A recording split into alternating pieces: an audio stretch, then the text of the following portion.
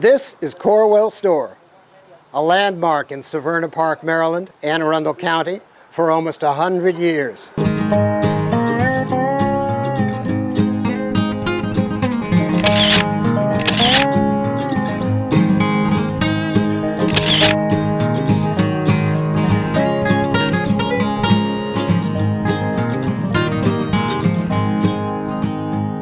My name is Rick Striner.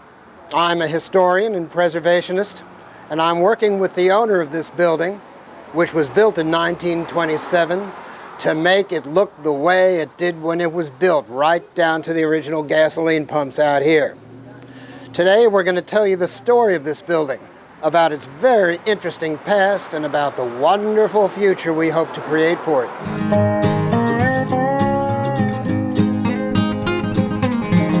Marty and Mary Reese grew up living here. They knew a great deal about the history of the store. They knew that long before it was Corwell's store, it was Johnson's store. Turns out it was built in 1927, almost 100 years old. Created by a couple, Walter and Rhoda Johnson. They designed this building as a combination residence and store. A large bungalow with an overhang in front that sheltered gasoline pumps.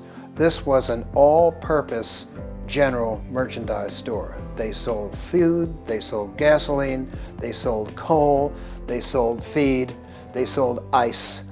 They supplied the families living on farms. The area and the location was perfect for that, right on Baltimore-Annapolis Blvd and the intersection of Old Airlie Heights Road. But in 1927, Baltimore-Annapolis Blvd was the only motor-age connection between the two cities.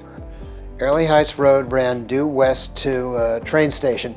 The site was of vast strategic importance. It was the most important crossroads, north-south, east-west, for traffic arriving from Annapolis or Baltimore by car, and for farmers coming from the west, from the vicinity of the train station. Walter and Rhoda Johnson lived there with their children, Walter Jr., Gladys, a half-brother named Tell Claude Johnson. And in the 1930s, Walter and Tell Claude were bringing fruit from Florida to Maryland. And they decided that they would establish a sister store in Florida. So they created another store in Yulee, Florida. And on a seasonal basis, the Johnsons would bring Florida produce to Maryland. In the summer times, Walter Sr. and Tell Claude would be at the Florida store, and Rhoda Johnson would operate the Severna Park store. I interviewed one of the Johnson descendants, a lady named Barbara Johnson Tourville, elderly surviving daughter of Tell Claude Johnson, and through her I got a wonderful period photograph showing Rhoda Johnson and her son, Walter Johnson Jr., standing behind the counter of the store during the Great Depression. Now, during World War II, the Johnsons became smitten with the idea of relocating to Florida completely.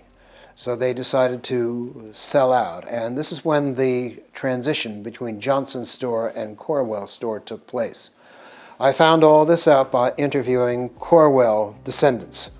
The Corwells who purchased the store from the Johnsons were Jacob Wilson Corwell and his wife Mary Corwell. Jacob Wilson Corwell had come from Hagerstown to Baltimore during the Great Depression seeking work. During World War II, he had a draft exemption because he was operator of a grocery store in Baltimore. He found out about this country store for sale down in Severna Park. And in 1945, just at the very end of World War II, Jacob Wilson Corwell, universally known by his middle name, Wilson Corwell, struck a deal with Walter and Rhoda Johnson, and Johnson's store became Corwell's store.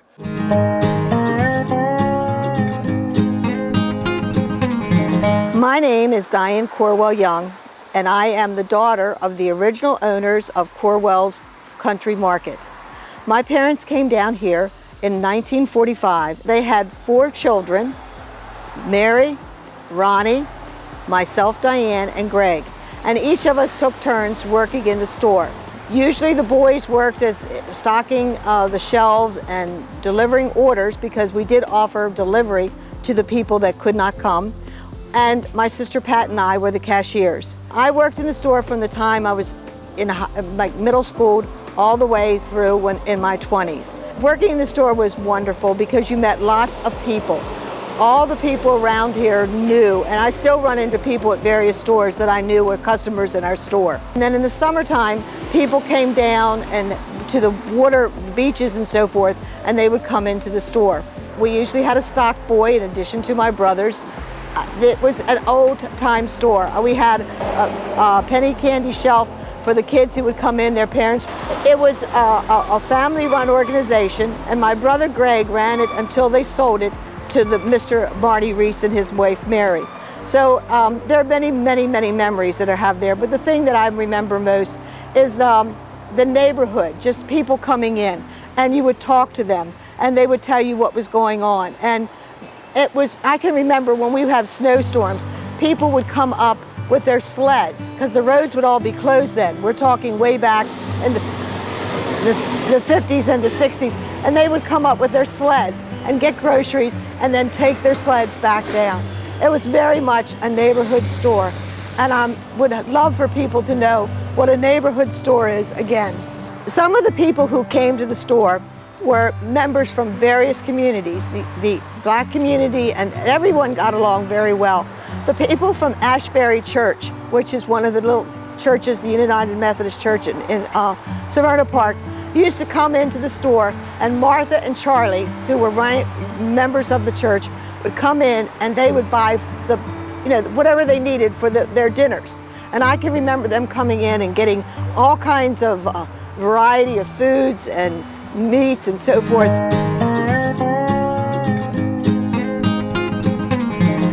Me and my wife Mary, we grew up in the Pasadena area within a mile. We've seen a lot of stuff lost throughout our years. Her grandmother's house was able to be saved on the bike trail, which is the ranger station now. So we thought about the store and saving it. Through the help of the Bank of Glen Burnie, which is a local bank, we were able to get the money and go ahead and buy it.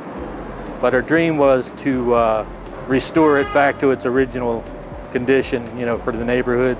So basically we're just dreamers, and we had a dream. I remember running here as a kid. I worked for a man up the street that was a jokester.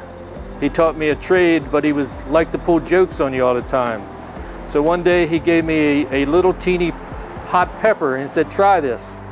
And I tried it, and it set my mouth on fire, and I ran from that house, which is a half a mile up the street, to this store and got a cream soda.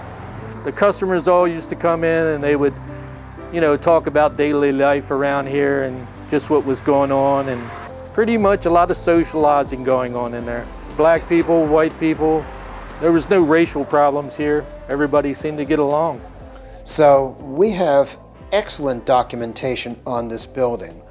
Not only the story of the Johnson and Corwell families, but the stories of other nearby residents whose lives were connected with the store.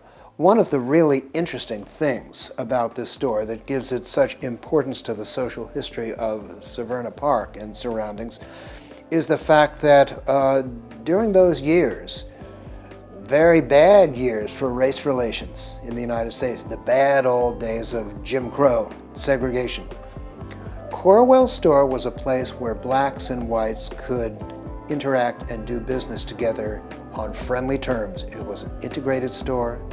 The Corwells had no racial prejudice. African Americans felt comfortable shopping there and socializing there. And through the Reeses, I was put in touch with one of the leaders of today's African American community in Severna Park, civic leader named Jean Creek. I interviewed her, and she told me all about what it was like when she was a kid in the 1950s. She and her friends would go into Corwell's store. They would trade in used soda pop bottles that they found along the road. They would sell them to Mary Corwell for pennies, and then use the pennies to buy penny candy. Jean Creek's mother Eileen Hall Jennings was a beautician. She worked out of her home, and Mary Corwell was one of her best customers. I mean, it's things like that that give this building so much historic significance for the locale. This is more than just a piece of quaint rural architecture. It is a living part of the history of these surroundings. We intend in the next 2 years to submit an application for a capital restoration grant to Maryland Historical Trust. Using these funds, we hope to restore the building to its original appearance. Marty Reese will be the owner. He will recruit a tenant to lease the premises and run some sort of an appropriate business, either a grocery store or a restaurant or some combination of the two, that will reopen Corwell's store and put it to use. There will be nothing like this for miles around. Nothing I know of like this in Anne Arundel County, and for all I know, there will be nothing like it in the entire state. A general store from 1927 made to look just the way it did in 1927, with the old gas pumps in front and all.